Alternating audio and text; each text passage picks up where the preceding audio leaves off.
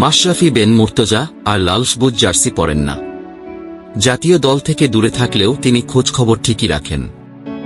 ভালো সময়ে দলের প্রশংসা করার মতো একজন অভিভাবক হিসেবে কাজ করেন এবং খারাপ সময়ে পাশে থেকে অনুপ্রেরণা প্রদান করেন। আসন্ন টি-20 বিশ্বকাপের আগে নাজমুল হোসেন শান্তকে অভিনন্দন জানিয়েছেন সাবেক এই অধিনায়ক। আরেকটি বিশ্বকাপে প্রতিদ্বন্দ্বিতা করার দারুণ স্বপ্ন নিয়ে দেশ ছাড়লেন শান্ত ও সাকিবরা।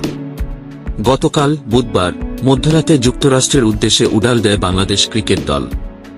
এর আগে প্রধান কোচ চন্ডিকা হাথুরুসিংহে এবং অধিনায়ক শান্ত বলেছিলেন যে এই টি-20 বিশ্বকাপে তাদের প্রাথমিক লক্ষ্য গ্রুপ পর্বে উত্তীর্ণ হওয়া।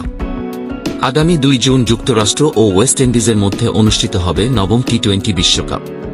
আইসিসি মেগা ইভেন্টে অংশগ্রহণের আগে বিশ্বকাপের চূড়ান্ত প্রস্তুতি হিসেবে স্বাগতিক যুক্তরাষ্ট্রের বিপক্ষে 3 ম্যাচের টি-20 সিরিজ খেলবে বাংলাদেশ। সিরিজটি 21, 23 এবং 25 মে অনুষ্ঠিত হবে।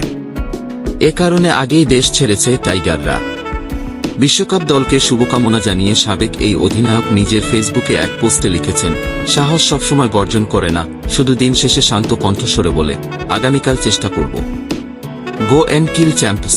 সবসময় শুভকামনা আমার প্রাণের দেশ, প্রাণের দলের প্রতি বাংলাদেশ। আগামী 8 জুন শুরু হবে বাংলাদেশের বিশ্বকাপ যাত্রা। যুক্তরাষ্ট্রের ডালাসে শ্রীলঙ্কার বিপক্ষে শুরু হবে টাইগারদের বিশ্বকাপ আসর। আগামী 10 জুন নিজেদের দ্বিতীয় ম্যাচে দক্ষিণ আফ্রিকার মুখোমুখি হবে বাংলাদেশ। 13 জুন নেদারল্যান্ডসের বিপক্ষে তৃতীয় ম্যাচ খেলবে টাইগাররা। এরপর গ্রুপ পর্ব শেষ করতে 17 জুন নেপালের মুখোমুখি হবে বাংলাদেশ।